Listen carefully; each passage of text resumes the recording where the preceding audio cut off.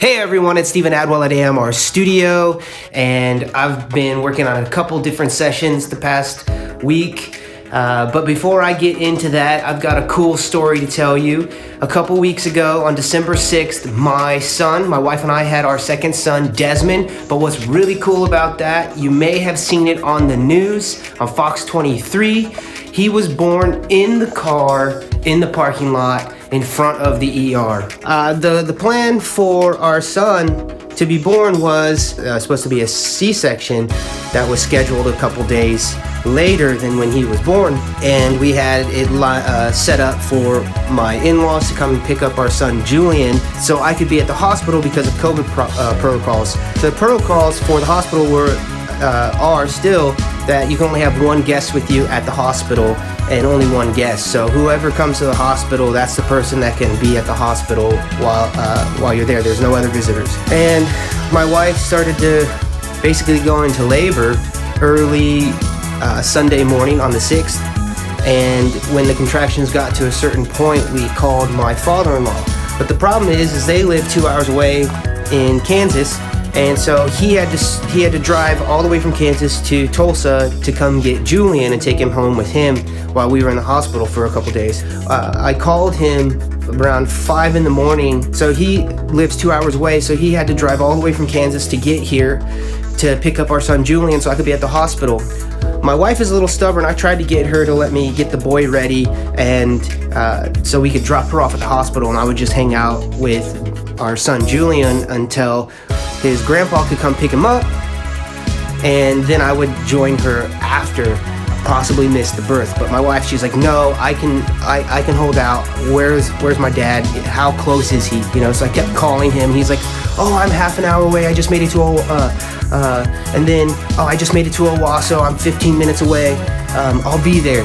And so my father-in-law, when he pulls up, he pulls in really fast, and I just got my wife into the car. She's having contractions, and it's getting really, really crazy. I run back inside to see what my son Julian is doing. He thought we left him all alone. He got his step stool, and he's trying to get his coat and his umbrella and a hat. And I could tell he was crying because he thought he didn't know what was going on because he just saw his mom, yelling in pain. But anyway, my father-in-law gets to the door and he's like, you gotta go. So I ran back to the car and we left the house around 7:31 or something like that. And my wife, she starts going into labor while we're on the drive. We live like 15 minutes from the hospital and I'm freaking out. I'm driving really fast down the highway. Her water breaks on the way. It's nuts. I've never seen anything like this before. So we're like, we need to go to the emergency room. We're not gonna make it to the 6th floor, to the women's health building.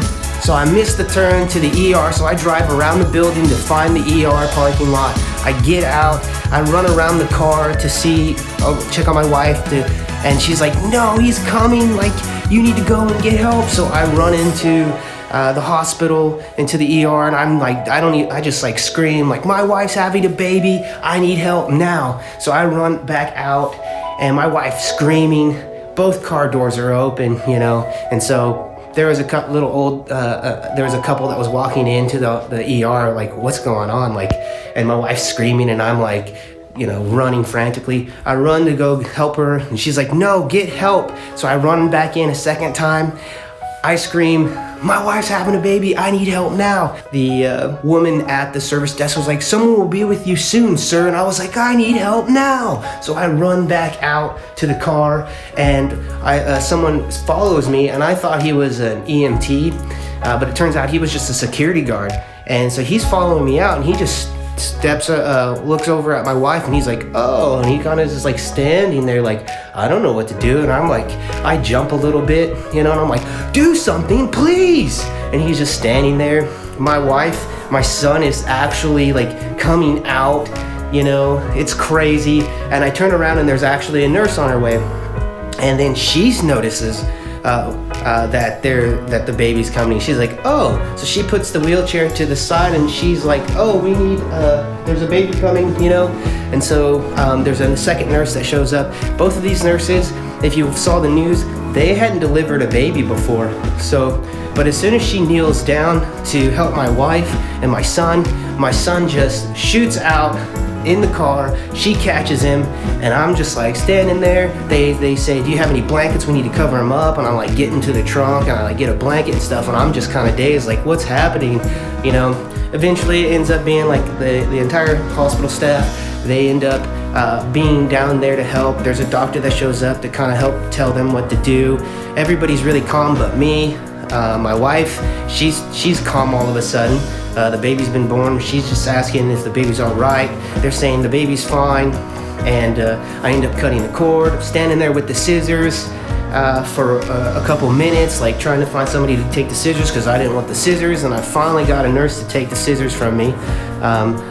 Unfortunately, in hindsight, people kept saying like you should have kept the scissors, but they probably would have charged me for the scissors because the scissors would have went missing and they'd been like, the dad has them.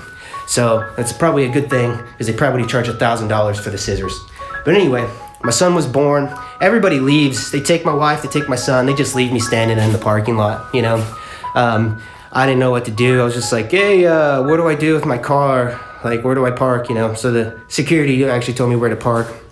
So I eventually ended up making my way up to the 6th floor, saw my son, went and saw my wife. Everything was great. And but anyway, we made the news. That was pretty cool. So it turns out that my wife and I have been in local publications for 2 different things. Nothing for being like, yeah, we're awesome, we did this and we're great. It's been crazy events. We made the local paper in our hometown when we were refugees living with my in-laws after Hurricane Harvey. We made the paper because we were flooded in Hurricane Harvey, and they were like, oh, we have ties to Hurricane Harvey. Some local kids lived in Houston, got flooded, now they're back in Chanute. And then here in Tulsa, our baby was born in a car. We made the news. That's just a little bit of what happened with our son. He's doing really well. My wife's doing really well. Everything happened. Everything that happened was actually a blessing. Julian, our first son, our oldest, he is doing really well. He enjoys being a big brother. He's been very, very helpful, so that's been great. But anyway, that's the story about how my son was born in the car, in the parking lot, in front of the ER at St. John's Ascension Medical Center. But anyway, that was crazy. So recently I had to send off a couple of items from the studio rack to be serviced. One of them was my Warm Audio 11 WA76. The VU meter stopped working, and I actually got it back. It only took a couple days to get to Texas. They serviced it. They've said that there was a couple capacitors that went bad. They fixed that. They shipped it back. It's back in the rack, and it's working great. The other item I had to send off was my Manly New limiter, and I really enjoy working with that compressor. It sounds really good. It's got some really cool functions that I really like that allows the low end to come through without being compressed. That's pretty cool. That's a really awesome feature, and it sounds awesome. But anyway, it was in Hurricane Harvey in the floodwater, so it started to act up a little bit. I already had to replace my Shadow Hills Equinox. It was still working. It just had some irregularities that I didn't know how to fix. So I ended up buying a new to me Equinox on reverb.com. I'm hoping I don't have to fork out some more money and buy a new Mu, because they're pretty expensive. It has some issues. I had replaced some parts on it after the flood. I put a new VU meter in it, and it wasn't quite functioning as accurately as I would have liked. So I'm pretty sure I just don't know. I didn't know how to calibrate it properly. I don't know. So hopefully they'll get that fixed. I told them full disclosure it was in hurricane floodwater, and I had to clean it inside and out. They said because they offer a 5-year warranty that it would be covered under warranty. It would still be covered under warranty if they don't find any damage. So if it doesn't have any signs of damage, which I'm pretty sure they'll see signs of damage. So I don't know how much it's going to cost. I hope it doesn't break the bank. Worst case scenario, I'll have to buy another used unit on reverb.com to replace it. or it'll be cheaper for them to just replace all the parts. I don't know. We'll see. Only time will tell. Hopefully, since they're in California, they have a lot more restrictions to stay in operation, so they're unlimited staff. So it's gonna be a while before I get that one back. Hopefully, I'll get it back soon, and it'll be great. I waited a week or so before I booked a session, and I booked a couple sessions. So my friend Steve Gansen came back with his client Bethel, and he came in and sang another song. It's an acoustic song. They're very talented guys. Steve's the producer, and he plays the guitar on it and all that. He's really, really good. He's very good. So if you need a guitar player, you need a producer in the red dirt country, go for it. Hit him up. And make sure you check out Bethel. It's a new single that should be dropping pretty soon. And it's been a pleasure working with them. I started working with a guy who was referred to me from a skate friend of mine who works at Guitar Center, Todd Shaver. He referred this guy, Glenn Eberhardt.